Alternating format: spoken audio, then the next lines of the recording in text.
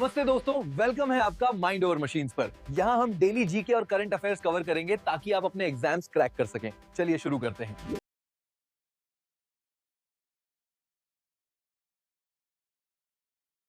नमस्कार। चलिए इस हफ्ते की कुछ सबसे बड़ी और दिलचस्प खबरों पर एक नजर डालते हैं। इस हफ्ते हमने 52 साल का एक लंबा इंतजार खत्म होते देखा और तो और दुनिया को अपना पहला कैशलेस देश भी मिलते हुए देखा।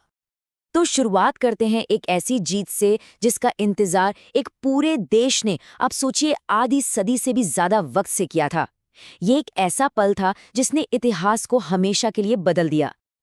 और फिर हम जानेंगे एक ऐसी तीरंदाज की कहानी जो शारीरिक सीमाओं को कुछ मानती ही नहीं और अपने जुनून से खेल के नियम ही फिर से लिख रही है।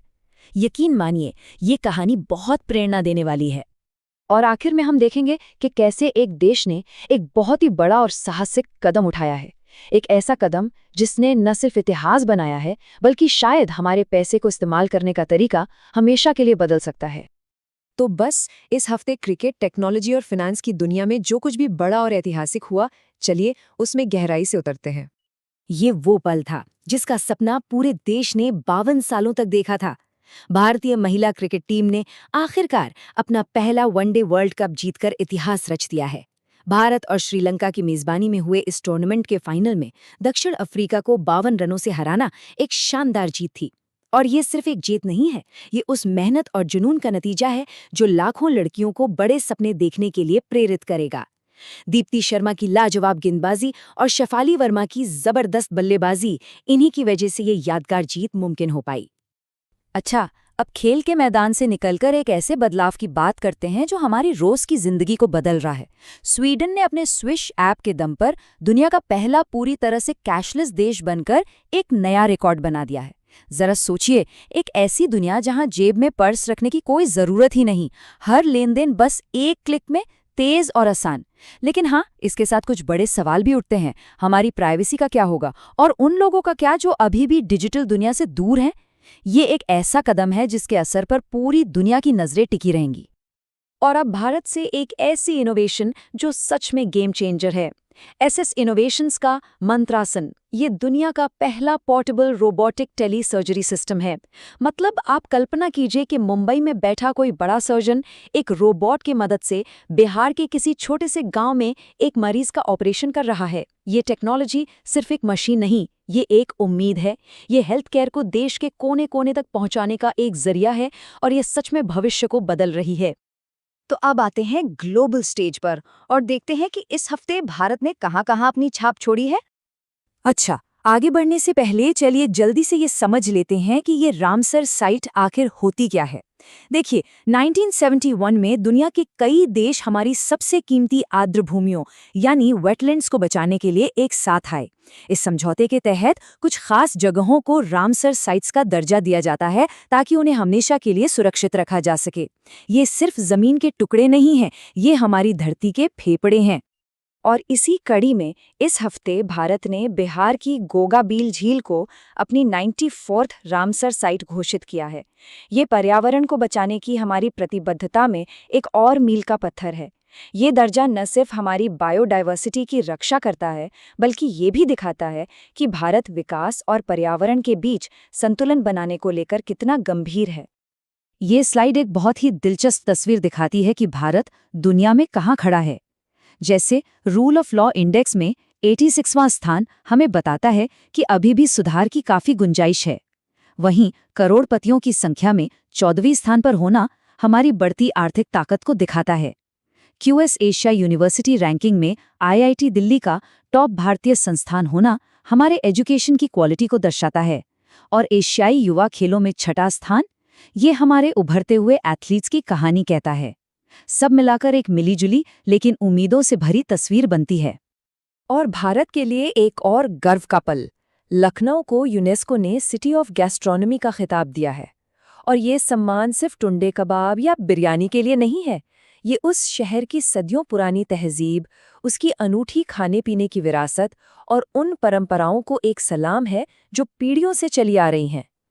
इस दर्जे ने लखनऊ को दुनिया की फूड मैप पर एक बहुत ही खास जगह दिला दी है। चलिए अब रुक करते हैं टेक्नोलॉजी की दुनिया का, जहां इस हफ्ते ड्रोन से लेकर दूर बैठे लोगों को जोड़ने तक कुछ कमाल की तरक्की हुई है। रूस के इस नए पोसाइडन ड्रोन के बारे में जब सोचें तो इसे एक आम पनडुब्बी समझने की गलती मत कीजिएगा। ये एक परमाणु संचालित समुद्री दैत्य है जिसकी रेंज की कोई सीमा ही नहीं है। देखिए, न्यूक्लियर केपेबल का मतलब होता है जो सिर्फ परमाणु हथियार ले जा सकता है, लेकिन ये न्यूक्लियर पावर्ड है, यानी इसका इंजन ही एक छोटा सा न्यूक्लियर रिएक्टर है। और यही चीज इसे एक बिल्कुल नए किस्म का हथियार बनाती है जो दुनिया के शक्ति संतुलन को भी बदल सकता है। तो मिलिट्री टेक से अब सिविलियन टेक की तरफ आते हैं। महाराष्ट्र ने दूर दराज के इलाकों में इंटरनेट पहुंचाने के लिए स्टारलिंक के साथ पार्टनरशिप करके एक बहुत बड़ी छलांग लगाई है। और ये बात सिर्फ तेज इंटरनेट की नहीं है, ये उन बच्चों के लिए अच्छी शिक्षा, उन गांवों के लिए बेहतर स्वास्थ्य सेवा और उन युवाओं के लिए कमाई के नए मौके खोलने के बारे में है जो अब तक डिजिटल दुनिया से कटे हुए थे। ये भारत के डिजिटल डिवाइड को कम करने की दिशा में एक बहुत बड़ा कदम है। अब बात करते हैं उन चैंपियंस की, उन लोगों की जिन्होंने इस हफ्ते अपनी कहानियों से हमें सच में प्रेरित किया और ये साबित किया कि इंसानी जज्बे के आगे कुछ भी नामुमकिन नहीं। क्या बिना हाथों वाला कोई तीरंदाज देश के सबसे बेहतरीन सक्षम एथलीटों के साथ मुकाबला कर सकता है? और इस सवाल का जवाब है शीतल देवी। बिना हाथों के जन्मी इस पैरा आर्चर ने पहले ही पैरालिम्पिक मेडल जीतकर नामुमकिन को मुमकिन कर दिखाया है। लेकिन इस हफ्ते उन्होंने कुछ ऐसा किया है जिसकी कोई कल्पना भी नहीं कर सकता था। उन्होंने नेशनल नॉन पैरा तीरंदाजी टीम के लिए क्वालिफाई कर लिया है।